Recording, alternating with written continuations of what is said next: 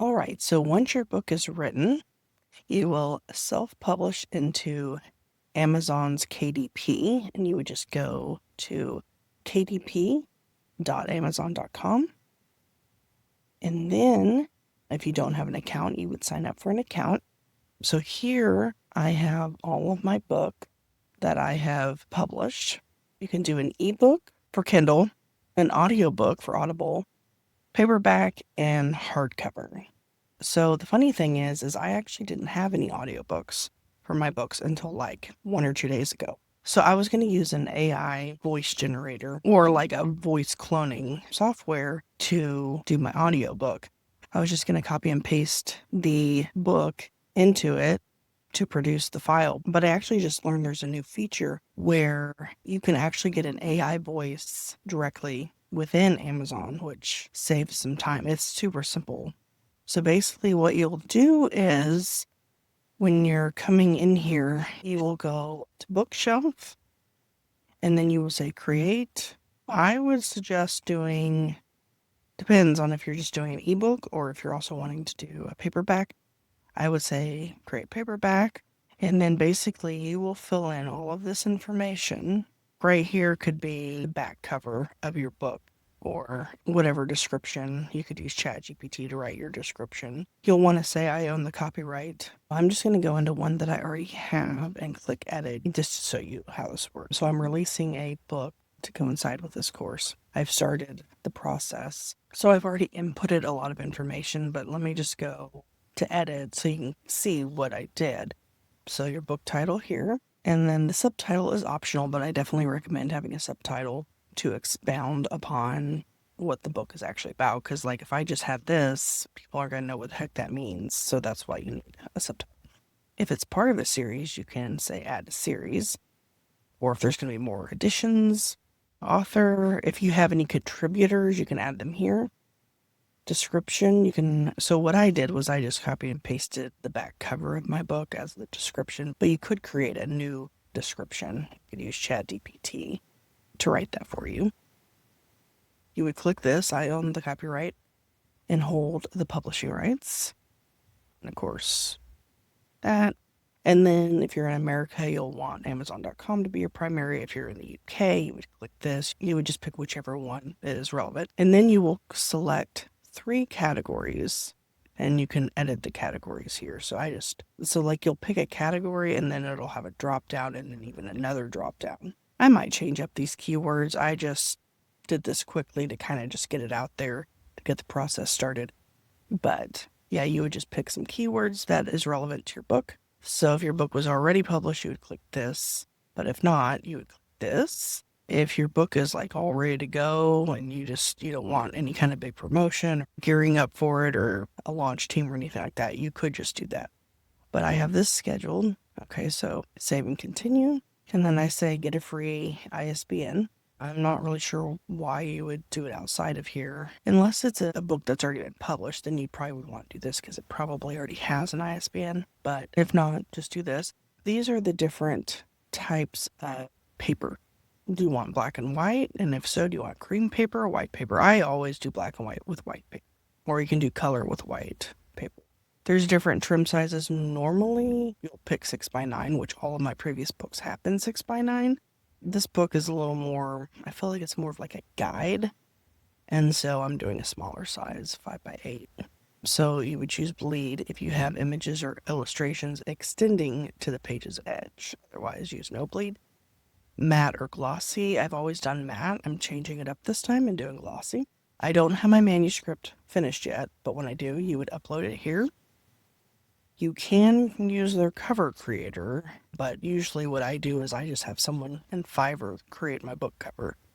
You can create one in Canva on your own for free. There's tons of places you can go to have a cover created affordably.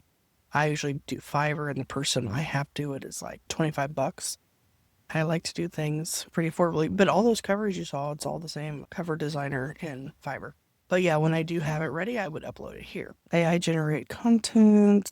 Did you use AI tools? And well, this whole course is about using AI. So in your case, you would want to say yes.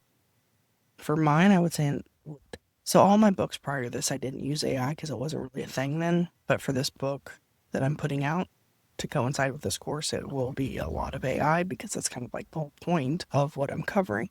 So I will say entire work, yeah, it was just ChatGPT. Now, in order to do the launch previewer, you have to have uploaded your manuscript right here. So I'm not able to launch previewer. So I wanted to show you how to do the pricing. So what I could do is edit the pricing. So basically, it will tell you what the minimum that you can price it at. So you can put it in all of these marketplaces or all these countries, and it'll tell you what the minimum and the maximum is that you can charge. And then it'll tell you how much it costs to print, what their royalty rate is, how much that means that they will get, and then how much you will get. And I know it seems low, but keep in mind it's not costing you anything to do this. You're having the advantage of being on Amazon. There's no fee to list your book, and they print on demand, so you don't have to have a warehouse full of books.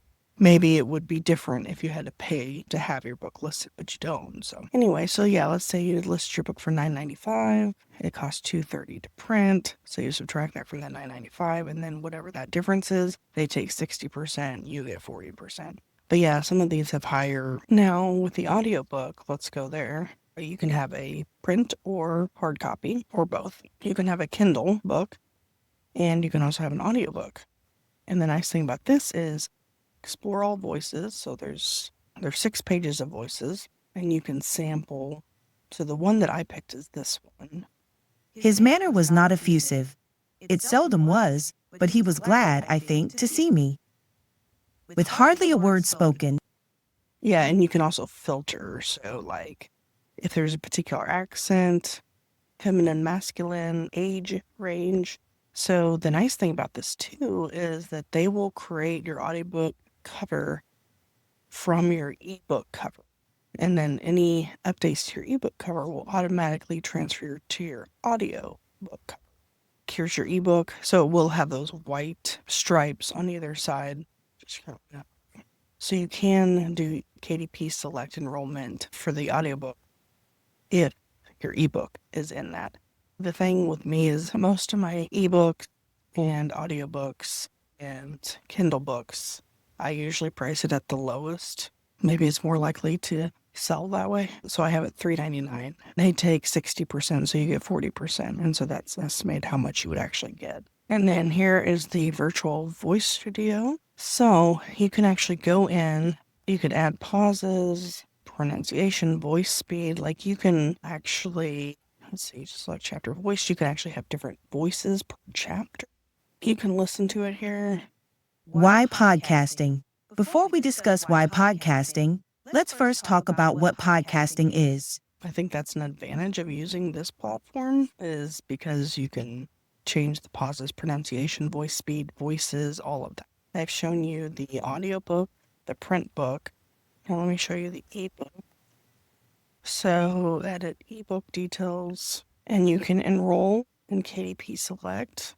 So your ebook will be enrolled in Kindle Unlimited, and your audiobook will be added to Audible Plus catalog. By confirming you are enrolling in KDP Select, please note books enrolled in KDP Select must not be available in digital format on any other platform. Here's one disadvantage of doing it is when you're in KDP Select, you can only be on Amazon during the time that it's in KDP Select, which I want to say is 90 days. So you're probably wondering, well, why the heck would you want to be in it then? But you can do free book promotion, so it makes your book free for a limited time, and you're probably thinking, well, why would you want to do that?